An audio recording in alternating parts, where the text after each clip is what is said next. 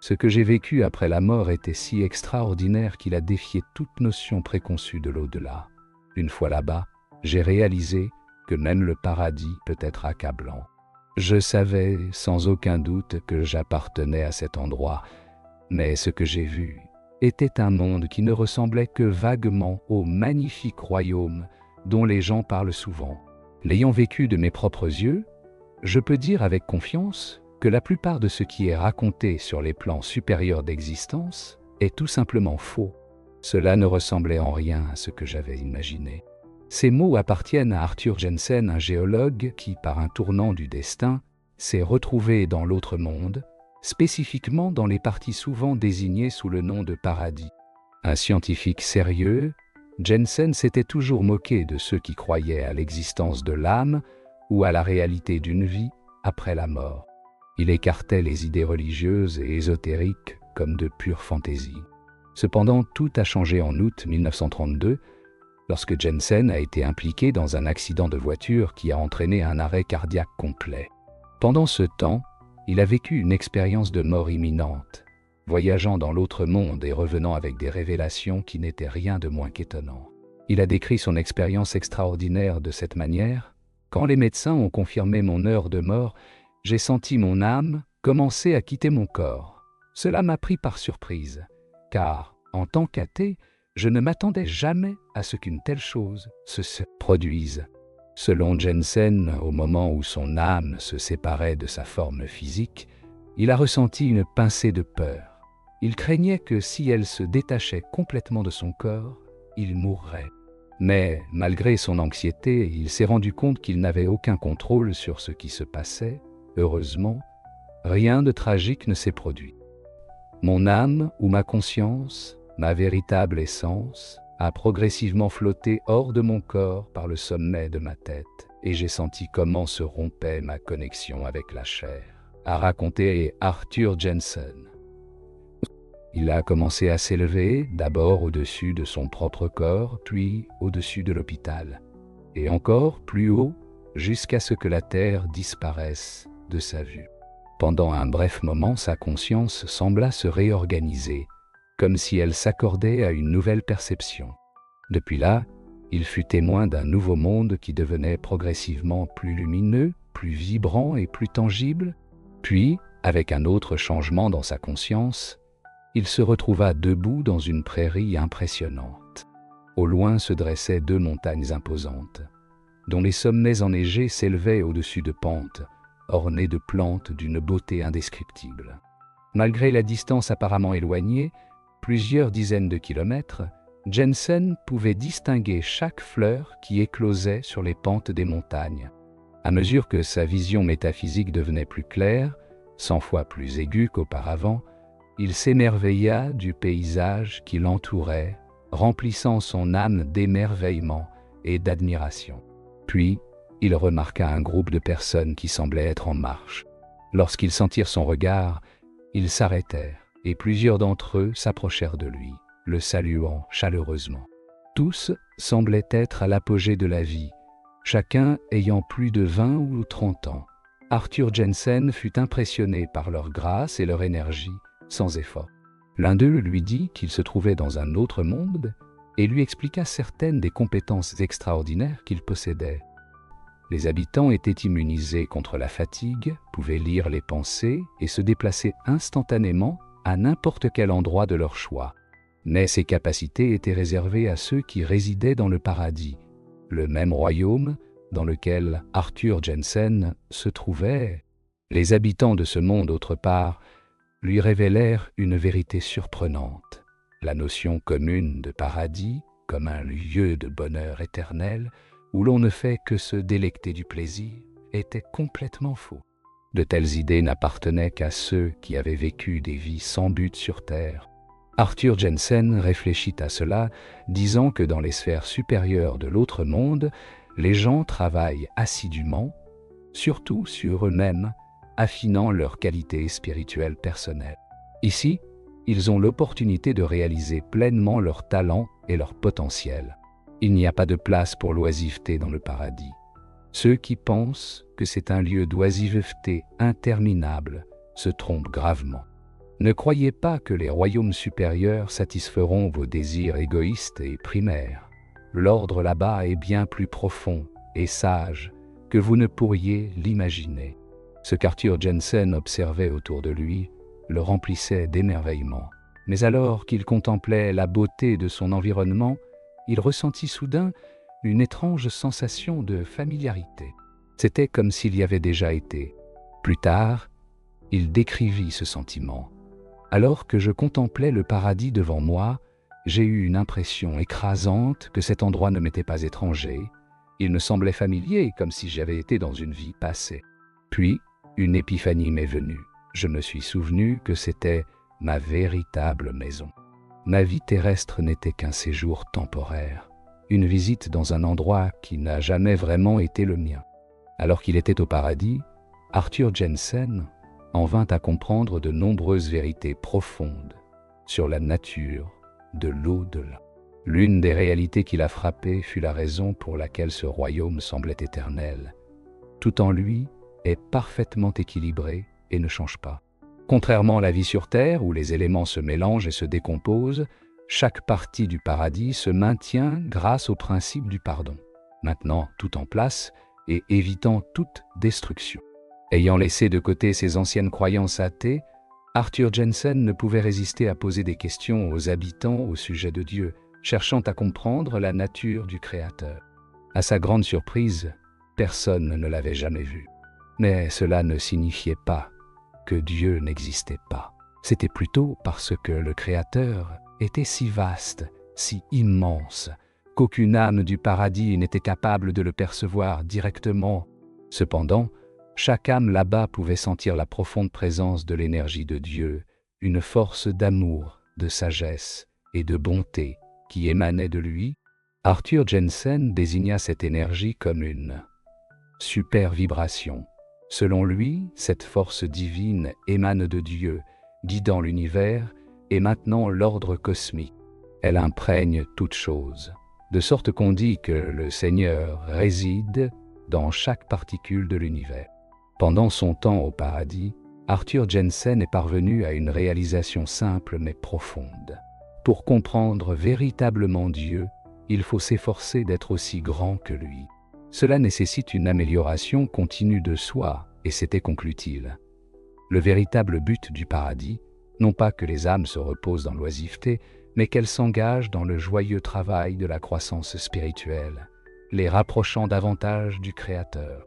Arthur Jensen a dit un jour « Certains croient en Dieu, d'autres non, mais quand nous nous retrouvons dans une situation difficile, nous commençons à prier comme s'il existait, peu importe combien nous le nions. Au fond, nous savons tous que Dieu est réel.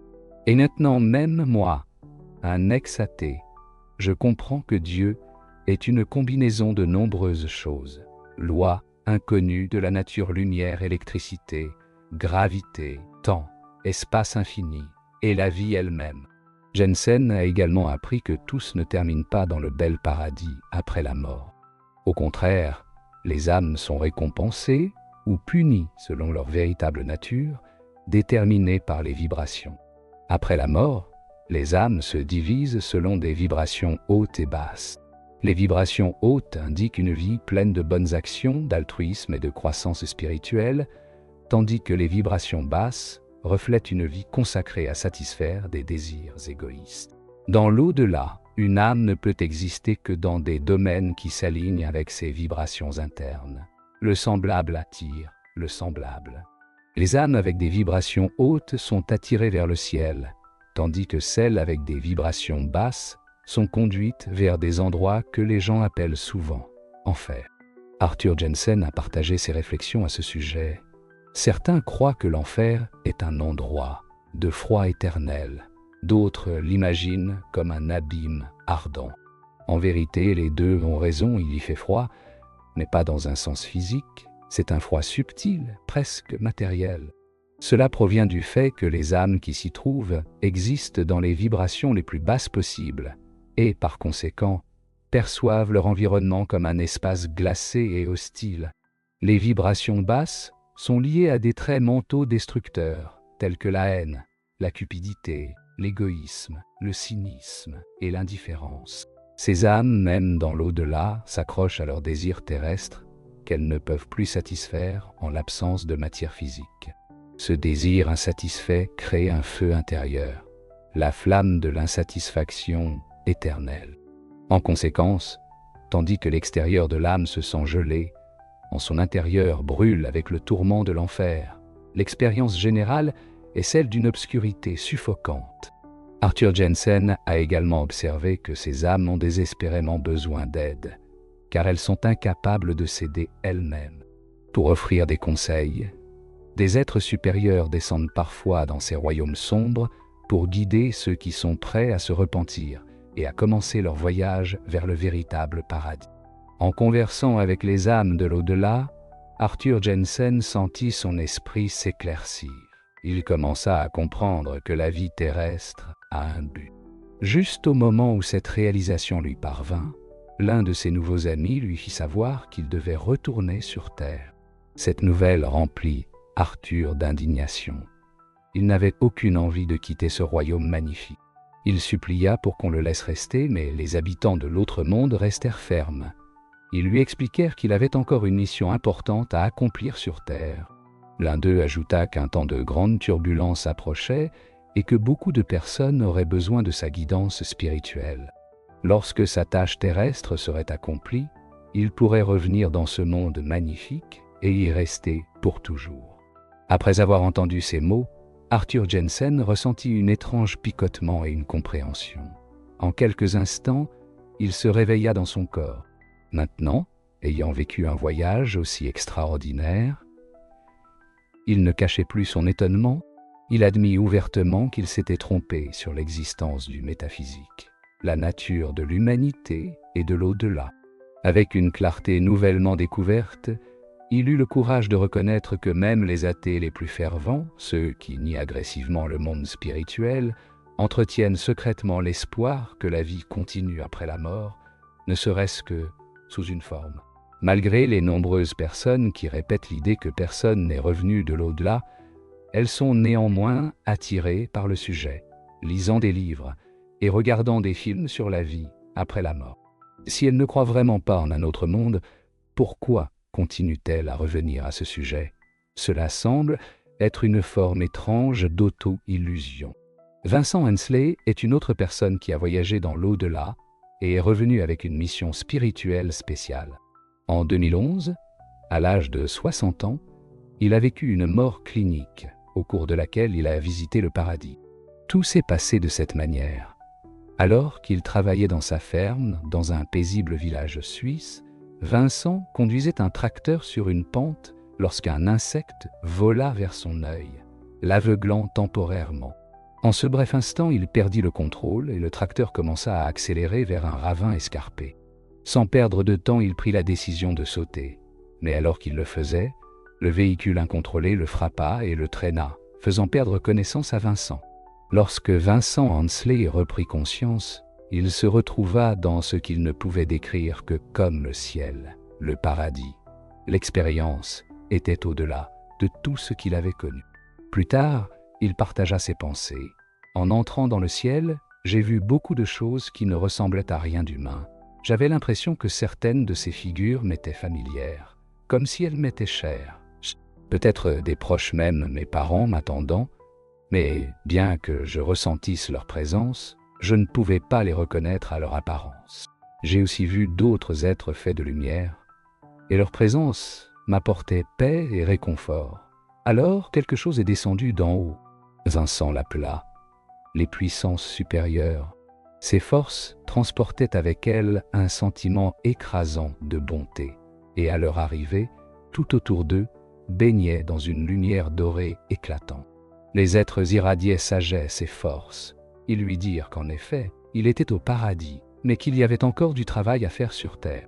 Ils lui ordonnèrent de partager son expérience par des mots, et, peut-être plus surprenant encore, à travers des peintures. Vincent était confus. Il n'avait jamais peint de sa vie, et l'idée de créer de l'art lui semblait soudain impossible.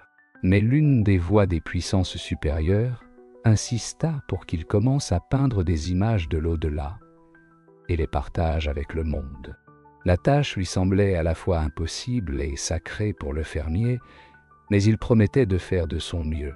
Cependant, il souligna que les compétences requises étaient au-delà de son contrôle.